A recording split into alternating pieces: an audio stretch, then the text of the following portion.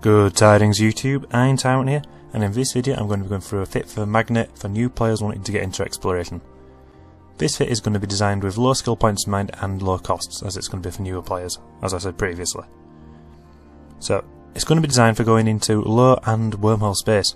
This might seem weird for new players, but with the addition of nullsec, relic and data sites to wormholes, there's definitely some money to be earned there. Of course, these have only been added to classes 1, 2, 3 wormhole systems. Right, let's move on to the fit. The reason I went for the Magnet was because it has 4 low power slots. This means you can fit 4 warp core stabilizers. This is going to be your biggest advantage in getting away from enemies, as it means that it's going to be very difficult for people to stop you from warping away. The downside is it's also going to ruin your targeting speed, but I think it's a fair trade-off. Next up, your medium power slots, starting with a limited micro warp drive Tech 1. This is there so that when you're on site you can move a lot quicker between them. Also, we're going to of course have your relic and data analyzers, so you can hack the sites. Moving on to your high power slots, you're going to have a cloaking device, so it helps you stay hidden from the enemies. The essential core probe launcher and core probes, so that you're going to be able to scan down sites to hack them. And a bit of a weird one, but a rocket launcher one. I go for this as I think having that little bit of DPS there can be useful for scaring other explorers off site if they haven't got any DPS on their ship.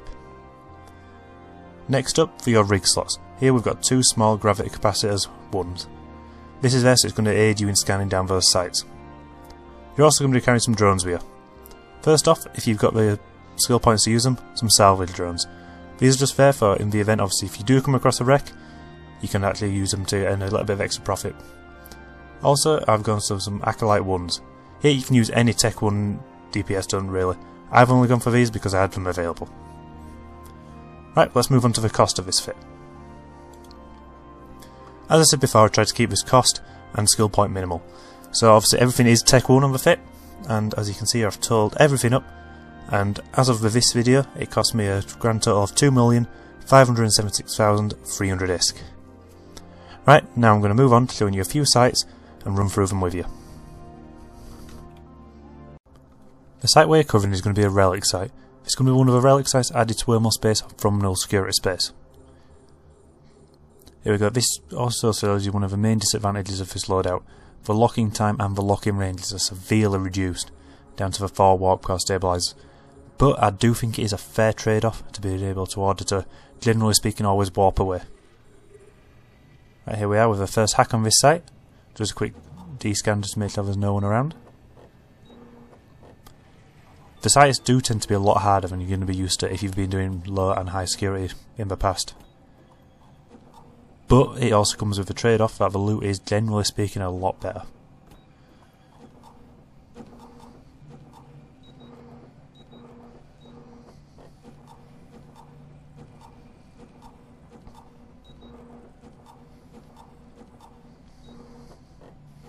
Just as this site's running through, another one of the disadvantages of this loadout is the fact that due to all the module spaces being filled, you cannot fit a cargo scanner.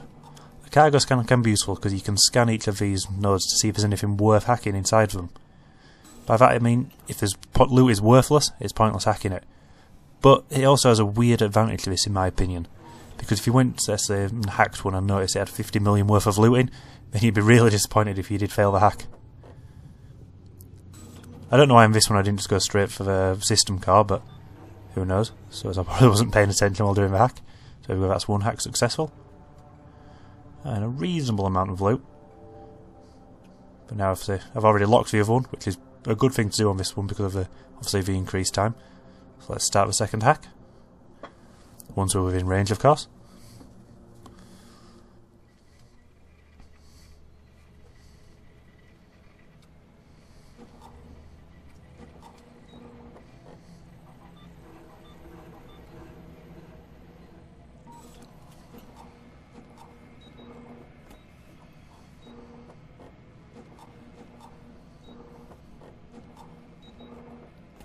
Again, on World Surveys, I think one of the main things to do is just take your time.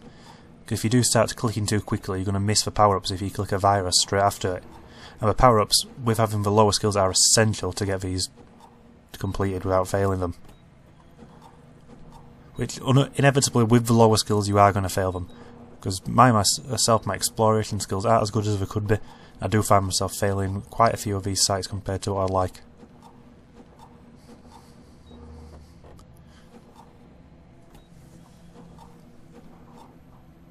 There we go, we found the system core, so if we just get rid of that. Okay, you can see the advantages of this compared to normal security space and low-sec. There's a lot more here, we've just got 40 million just from one site. Right, that's realistically all I've got to say on this one, so I will leave you with the rest of this site. Thanks for watching, this has been Iron Tyrant, over and out.